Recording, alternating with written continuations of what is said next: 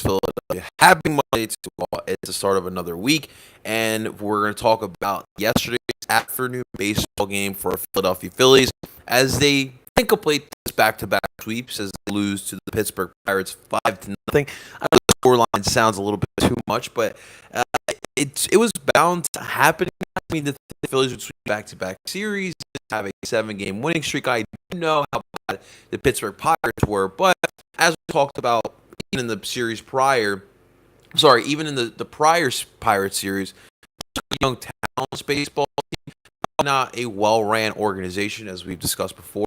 But he has some kids on this team, and when you get to the talent, you got some hunger, and they did not want to get swept for the entire season series against the Philadelphia Phillies. They bucked up, they came out, and the Phillies just had a performance where it's like, that performance, head on over to Arizona and play the Snakes out there because we know they're very much capable of upsetting us. As we get into Phillies game recap, of course, I'm your boy El Parcero Philly, as I need to fix my sleeve here. But thank you for tuning on in and welcome. If you guys are new to this, make sure you guys, if you enjoy it, do be solid. Hit that like button, subscribe for more Philly sports. We'll be back live, possibly today, throughout maybe midday. I'll keep you posted with that one. But thank you to everyone for tuning on in. Let's get straight into this game because it started off kind of with a little bit of an omen. Pittsburgh definitely were not playing right off the jump. And this is obviously coming off of a 6-0 win the day before, a big one, big day by JT Realmuto as well, solid out by Kyle Gibson. So what are they going to give us here in this game? Well, it starts off with Noah Syndergaard on the mound, of course. O'Neal Cruz, who you guys know my love for Mr. Cruz. I would love to see him in a Phillies uniform. Obviously, you know he would not fit here with stuff. But he gets a triple to start this bad boy off. 6'7" motherfucker, lanky, got so much speed, wraps around all two bases, and you had a nice sharp line drive to center field. So you start off this game with an off triple by O'Neal Cruz, and then Brian Hayes after that would hit a single that would bring in O'Neal Cruz, and just like that, it was a 1-0 ball game. JT Realmuto showed off his hot time. He caught Brian Hayes stealing for start off that first inning. You do allow the run, but you obviously were able to get that nice play by JT Realmuto. Michael Chavis would walk, and Rodolfo Castro would hit the single, and that would do it for the Pittsburgh Pirates. But just like that, or Pirates, that probably not the best way you wanted to start this game off. We're going to move over to the fourth inning where more action took place. Top of the fourth. You get a Tucupita Marciano triple, followed by a Greg Allen sac fly bunt, and that would bring in Tucupita. And just like that was a 2-0 ball game. And the bottom of the fourth inning, though, with a 2-0 ball game, the Phillies got their act together. They would get bases loaded. Single by Bryce Harper, JT Realmuto single, a strikeout by Gene Segura, so 1 out with 2 bases on. You get another line drive by Bryson Stott. Now 2 outs. Matt Vierling would walk. So now bases for loaded. Just a single run. Unfortunately, for himself, he was 9 center field. And that was probably the Phillies' best opportunity throughout the afternoon. And unfortunately, with bases loaded, they would have to leave those runners on. Syndergaard started throughout the game. In his final inning, he would go 5 2/3. This inning, the first 4 batters all got on base. You got a Brian Reynolds triple, followed by Michael Chavis single that would bring in Brian Reynolds. So now it's 3-0. Rodolfo Castro hit a single, and then Tucupita would get a fielder's choice, and that brought in another run. It was a 4-0 ball game. You had a first out by Greg Allen, so they're first out after 4 batters were able to get on base, and you already were able to score 2 runs from that. And then on top of first off, you get another JT Realmuto throw out to second, great pop time again, gets Greg Allen second base, and then Blee Madras would hit a double, and that would bring in Rodolfo Castro. and now it is a 5-0 ball game. And then at that point, that was really for Syndergaard. Thompson had enough, and then we brought in Nicky Nelson to come to get that one out, and that would really do it for the Pittsburgh Pirates. Pittsburgh did not score any more runs after that. It was a bullpen game for both sides after as well, and the bullpen did a really solid job, especially for the Phillies, through with three and a third inning pitch. No runs allowed, and that's the most important part. And they also had 2 strikeouts, so a pretty solid performance by the Phillies bullpen. But I mean, look. Obviously, in this one, we can obviously point at the bats and look at how the fact that they only got 4 hits. They were 0 for 4 with runners in scoring position. They left 7 batters on. Obviously, we looked at the bottom of the 4th inning, and that was the best opportunity for the Phillies to add some runs on when you had bases loaded. And unfortunately, Edmundo Sosa could not deliver or could not bring anyone, and nor could Bryson Stott either in that inning. That was disappointing. I mean, the Phillies throughout the first 2 games of the series put up 11 runs through both games. The 6-0 on the 6. They put up 13 runs in both games. They put up 6 runs on Saturday. They put up 7 runs on Friday. I'm sorry, and on Sunday they just had more juice. They pretty much went undefeated throughout the week, so they had to leave on the Lord's day, I guess. It definitely does kind of suck because just like the trajectory that the Phillies were on, they had confidence on their side, and you would expect them to come out this ball game and kind of sweep them out, essentially kind of like they did 2 weeks ago in Pittsburgh. But I give Pittsburgh credit. They did not want to come in here getting swept again to the Phils. I know it's a team that's very young and they lack a little bit of direction. They're a little bit immature as well. We obviously saw the cell phone incident falling out. And you guys, listen, we really talked about it on here, but you guys can let me know because I've heard a lot of different opinions about the situation, which is very interesting. But my point is, why does Castro have a cell phone in his goddamn pocket throughout a game? I get you're a young player, but I'm not putting a damn cell phone in my pocket during a game. I don't think he was cheating. I think he was just being an idiot. He might have just been like, Instagram storing it. I'm like, yo, first league, first outside. Yo, it was. I got it. What? It's kind of a big deal for a player still making minor league contract, minor league money. That was very, very interesting. But back to the point. Pirates were hungry, ready to play, and they went against Noah Syndergaard, who I still don't know exactly what to think or what to expect from Noah Syndergaard through his outings. He's still trying to figure out his new style. He's obviously not fully down packed with it. So every outing has been pretty solid so far. And granted, he has only played against the likes of the Pirates and the Reds and the Marlins, not very quality opponents, we would say, right? And he's gone, like 7 deep the past couple starts as well. So that's definitely been a positive. This one, though, however, watching him play, that off-speed pitch that he's had so much command with throughout his first couple starts was really not there. He lacked location as well. I thought he threw too many fastballs as well, and like I said, he kind of lacked the command in the strike zone, and his sliders and his curveballs are kind of just sinking up a little bit too much, and the Pirates kind of took advantage of that. And they have some young players and some good base runners, and they were doing a great job. I mean, they had 2 triples in this ball, or 3. They had 3 triples in this ball game. I mean, that's some good base running. That's also some good hitting as well by the baseball team. Noah really had a tough time of bouncing back at him. Realmuto had his ass in those 2 picks at second base, but I mean, other than that, I mean, Noah, it's tough for Noah. I mean, one thing I will say, though, I'm not ready to over-exaggerate. I know my Phillies fans, and I did already see it. You look on social media, everyone's, already calling Dombrowski out, calling him out for a quote-unquote bad trade.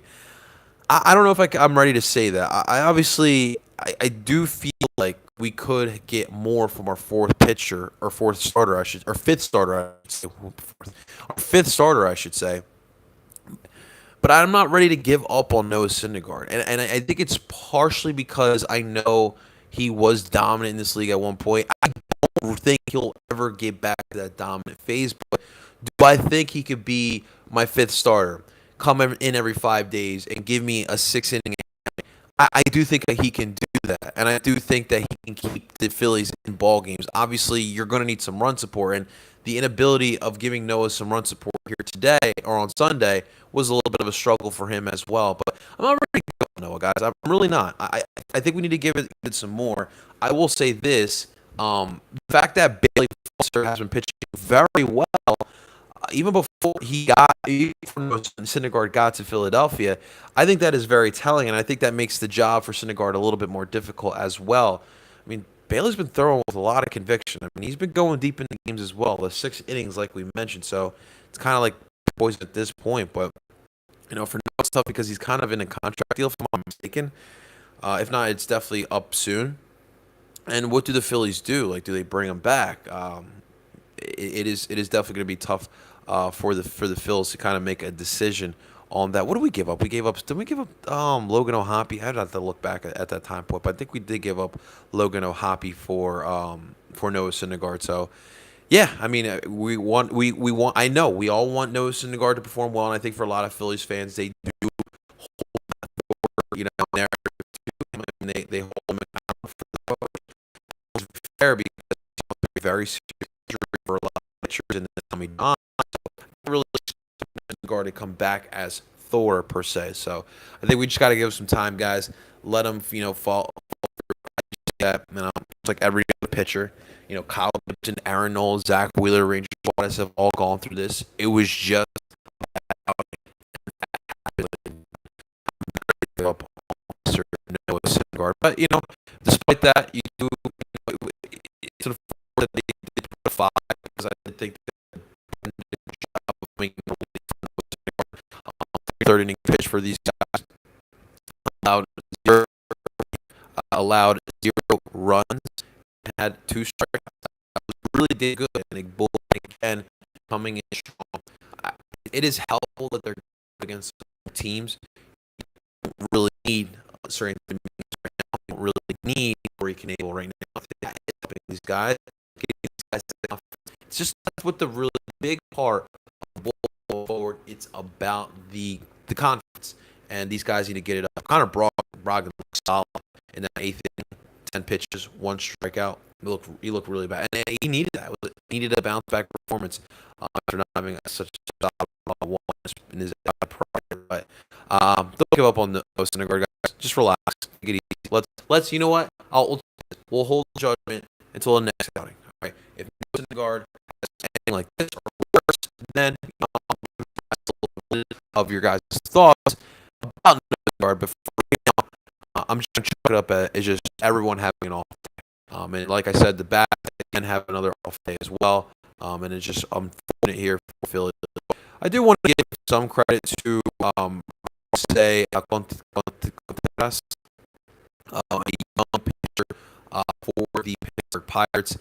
I believe if I'm not mistaken, he made his 3rd or 4th start in this his field here. The last 3 outings. Last 3 outings, he's faced.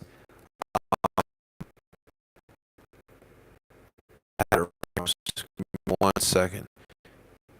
In his last 3 outings, he's gone up against the Red Sox, which is still a pretty solid offensive team despite them having an off year. The Braves, you know very well, right? And of course, the Phillies. And he looked like a veteran pitcher in all 3 starts. And the all-speed pitch was really killing the Phillies. His curve is knuckleball. That's something that the Phillies typically struggle with. Also added in this game as well. 17, he is catcher for 4 years. His streak is over, but he Contreras. I do have some credit.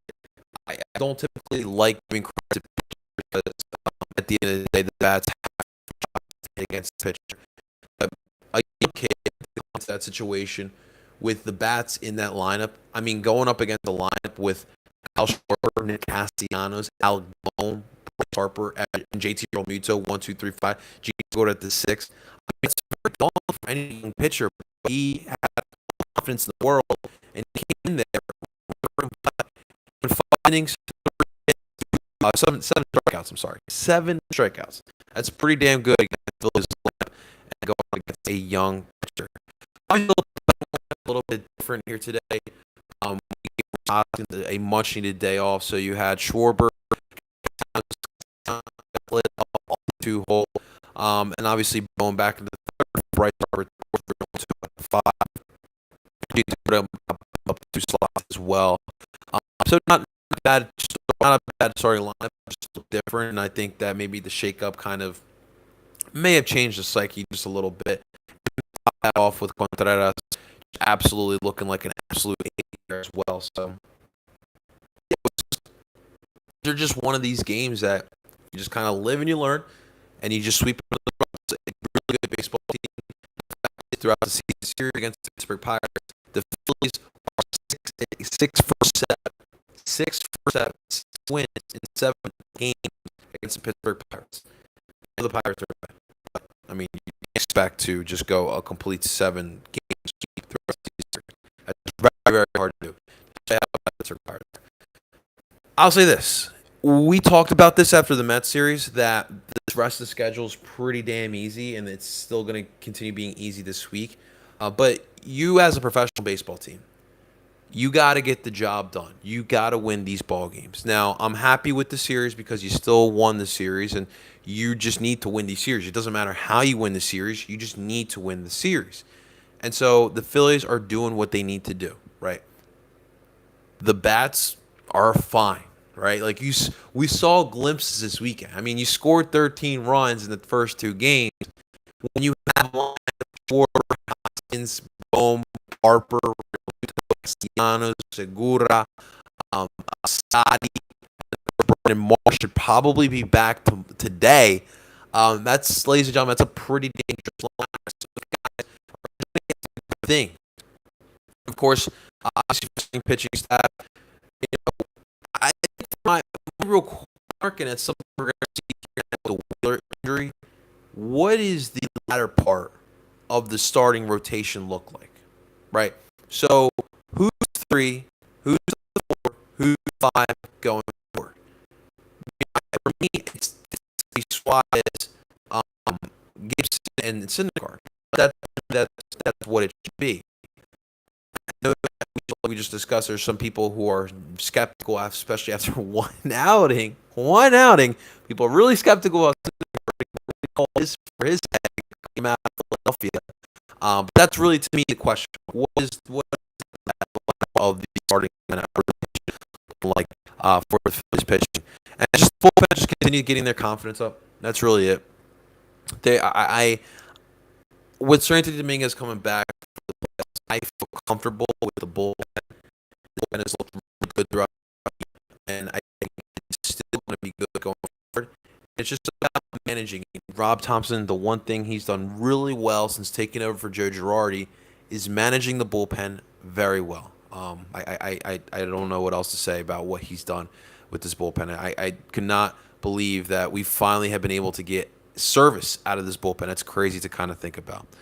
One thing I would say I am concerned about going into the next series is the effect of looking down at your opponent. And that's something the Phillies have struggled with in years prior, especially under Joe Girardi. But things are different now. Rob Thompson, and overall, the Phillies haven't had that kind of letdown against bad teams like this. But you are going to be traveling on the road. You are going to be on the West Coast. You have lost series to the Diamondbacks in that stadium. I don't know what it is about that stadium. Especially you would think that at an indoor, nice weather, Phillies bats with the lineup, with the players they have in the lineup, that they would freaking rake. And that's that's honestly what I expect going down there during this series. I completely expect the Philadelphia Phillies to absolutely just be comfortable and make it home. Tomorrow's matchup is going to be interesting for the Phillies. You're going to have Noah Syndergaard. No, we won't see him in this one. Don't worry, Phillies Nation. We won't see him in this one, but You're having a nice little left battle. You're gonna have Ranger Suarez going up against Madison Bumgarner. It's gonna be fun. One lefty, one lefty. Then you're gonna have Aaron Nola going up against the local boys, Zach Gallen. So that's gonna be fun. And then on on Wednesday, little Wednesday Nash, you're gonna have Bailey Falter going up against another young pitcher from Diamondbacks and Tommy Henry. That's actually a fun one. 1, 2, and 3. No day games here in this year. Let me double check. I don't believe there are any day games, which is good news because it is clear that the Phillies don't play the best during the day. I don't know what that's all about. But they typically, I mean, throughout the month of August, they had, 6 day games, and they've only beaten the Braves, which is kind of good, right? But despite that, they haven't been able to win during day games. I guess I'll take that, right? I mean, when you can beat the Braves, you'll definitely just take that. So we'll see what happens with the Phillies. So tomorrow we'll be back at it late one. So these game recaps are probably done in the morning again because I can't stay up that late, guys. I have work, I have things to do. I can't stay up until 1 o'clock in the morning to do a game recap. So more than likely, we'll be doing the game recaps in the mornings for this series. Last night, I just needed the day. I spent some time with family, much needed time with family. And spent some much needed time with my girlfriend. My girlfriend is in a wedding for her best friend, so haven't been able to spend too much time with her. So I was able to do that last night. If you guys haven't already watched the Untold Stories docu series on Netflix, I saw the one, which is very popular, really good, especially if you grew up in the era watching college football. Understanding that story was really great, and I watched the General one, which was really good to kind of understand, just, like being a transgendered human being in 2022 and just kind of what the thought process is. And, for someone like myself who I'm starting to get the grasp of it, but I just don't understand like why someone wants to teach sex. There's nothing wrong with that. You just wanted to learn about it. So I thought it was a very educational, a very good experience. So definitely check that out. It's not a paid program, paid commercial. I like to inform you guys. I like to help you guys as much as I can. So anyone looking for story, want to watch they have the the death of the And One mixtape and all that whole culture and lifestyle. So that's gonna be the next one on the docket. And One was big for myself. So, but that guys, let's do a recap about this game. We'll be back at it again today for we'll be live for something. We'll be talking about some type of sport. So make sure to for that. I'll keep it posted on Twitter and TikTok as well. Thanks so much for watching, guys. Make sure you guys hit the like button, subscribe for more Philly sports, and until next time, ladies and gentlemen, I go by El Parcero Philly, and I'm telling you guys, let's go Phils.